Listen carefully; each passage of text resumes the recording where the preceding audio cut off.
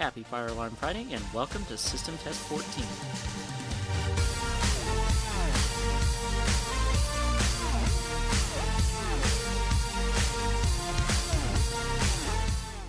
So this week's system test is requested by YouTube user Fire Alarm33. He's one of my subscribers here, and he had asked me a couple weeks ago for some specific devices that I've got in my collection here that I figured I may as well put up on the system here and show you in a system test. So as far as formal requests go, I don't have a system up yet for requesting devices. That's something I need to update, especially as my collection has grown a lot within the last year. So I'll have a more formal informational video about that sort of thing, talking about the correct process that I'll have set up for requesting system tests and requesting specific videos and coverage of devices for the weekly Fire Alarm Friday series. But in any case, we'll go ahead and get started here. So we're starting here at the annunciator, nothing too fancy really. And so we'll come over here. And the devices that he requested were a couple of the Siemens alarms from my collection. So for the pull station, he had requested pretty much anything Siemens that I had. So I've pulled out the HMS-D. Now, if you'll remember it from one of my earlier videos, it was giving me a lot of trouble. So hopefully we don't have any issues with it this week. I've tested it before the video, and fingers crossed, this isn't going to be an issue again, because that was quite a frustrating video to produce. Now, for the notification appliance that he requested, he wanted to go with the Siemens theme here, and we went with the U-MHU-MCS. So, I've mentioned this in a couple of my previous videos. The U-MHU is the horn-only variant of the U-MMT. It's only got the horn option, and it can do temporal and continuous. For the purposes of this test, I have it set with the device to temporal. The panel will not be coding it because I tried to code it and it just was not having anything with the panel. So it is manually set to code 3. We're not going to be playing with coding options today because there's really no way to do that right now with the way that it's set up. So it'll be on code 3 and that'll be it. The strobe is set to 110 candela because I like bright strobes, and that's kind of how I do a lot of my system tests, is with bright strobes.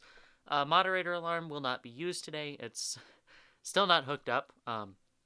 6 system tests later, after I did the big voice evac one, because I had to use its wires for the voice system, but I'll have to hook that back up there a little bit later.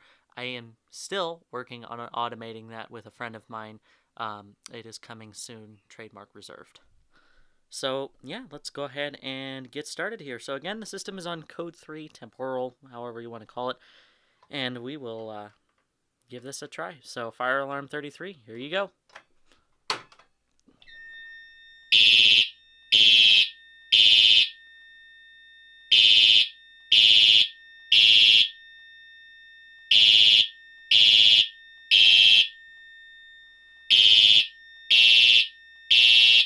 Let's actually go over to the panel and silence it today.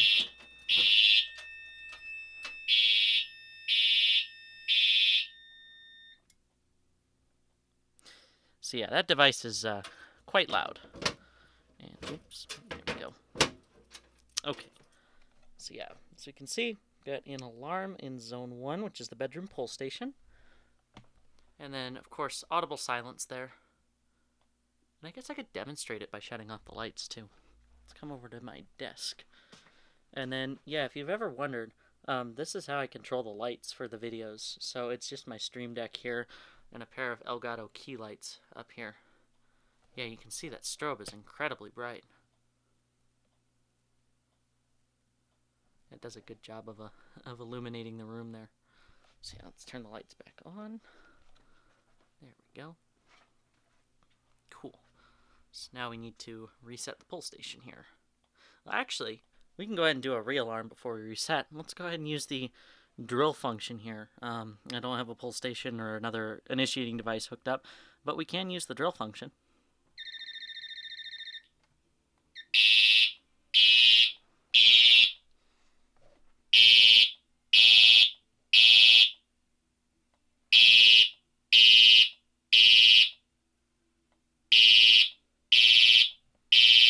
I guess we'll silence from the annunciator this time. Yeah, still a very loud alarm, and you can definitely hear the FWR pulse coming off the neck there. So let's go ahead and reset the pull station. and it does take a hex key to reset here, so it's kind of a pain. And I don't know if I had told you the story of this pull station when I used it last. It came out of a lot of 4 pull stations for like $20 that were marked for parts, and in that lot was this HMS-D, and then up here in the collection shelves, the 270 SPO was part of it. Way in the back, like way underneath the AMSICO sounder boxes, like behind the BG12, was a BG10L that needed some work as well. And then there was also, I think I've got it here in this box. Yeah. It's also this sad little device. It is a buttonless Radionics RSGT bar. I don't even have the key for it, and there's no button in it, so it is it's a sad little muffin here. I kind of want to order the key and get a button for it and find something or some purpose for it, because it's in relatively good shape. It's just missing a button. Like, granted, the handle's a little bit mangled there, but yeah, I don't have a 1358 key. That's something that I would need to go online and purchase there. Or we could ask my friend Robert about that. He would tell you beacheslock.com. So yeah, this pull station's part of that lot, and I can definitely see why all these devices were parts, because as you can see, this one got pretty mangled up and honestly is not really all that easy to pull. It's got a bit of a grip there with the button. I have to reset that.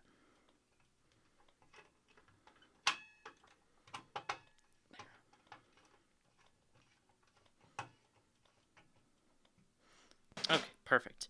Now, let's go ahead and reset from the panel. I intended to do that while I was over here showing you the pull station lot. But yeah, let's go ahead and reset that.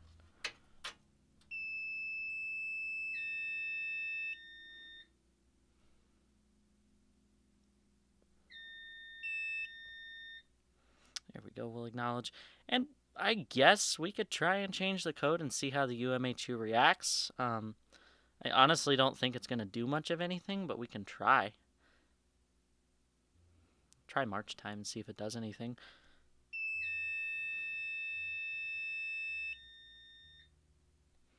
Let's go ahead and acknowledge as soon as the system comes up. Oh, speaking of which, I actually ordered a set of terminal blocks for this panel, so we'll finally be able to eliminate most of the troubles with the exception of the battery until I figure out what I want to do with that, because this system does not run unless I'm actively filming it, so I don't necessarily need battery backup, but I also don't want to damage the charger with that battery hack, because it's not good to continually shove 24 volts back through the battery bus. So I'll have to figure out a solution for that and see what I can do to clear that trouble.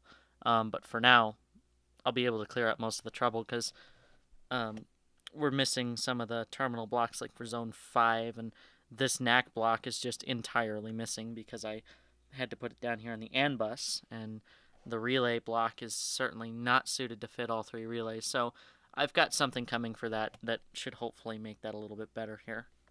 So let's go ahead and do our drill.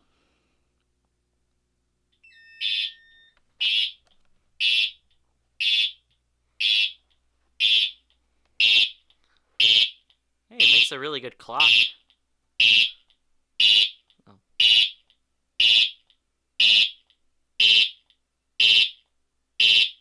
Yeah.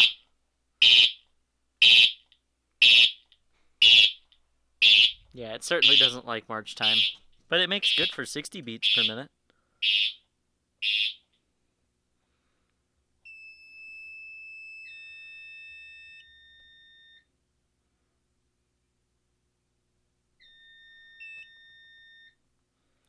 Alright, and with that, let's close up the panel here, and we'll just put that away. Come down here, and yeah, this is where everything's plugged in. It's not very fancy. So shut that off, shut that off, and I would say that is about it for Fire Alarm Friday, System Test 14. So thank you, Fire Alarm33, for your request. I'm glad I could get it all set up there, and I appreciate your patience in my getting it produced. And thank you to everyone who's watching this video and for supporting the channel there. I've definitely been watching the statistics in the last few weeks, and Fire Alarm Friday's been doing a good job of getting some content out there. So I really do appreciate the support and the growth that this channel's seeing, because it's taken a long time to get to this point, as you saw in the channel trailer, 9 years. But yeah, thank you guys so much for watching, and I will hopefully see you next week. Again, I've got a super busy schedule with university. This isn't even updated anymore. This is all very outdated. Yeah, I definitely need to re-update my whiteboard, but I have an Excel sheet for that. Anyway, thank you guys so much for watching, and I'll see you next week.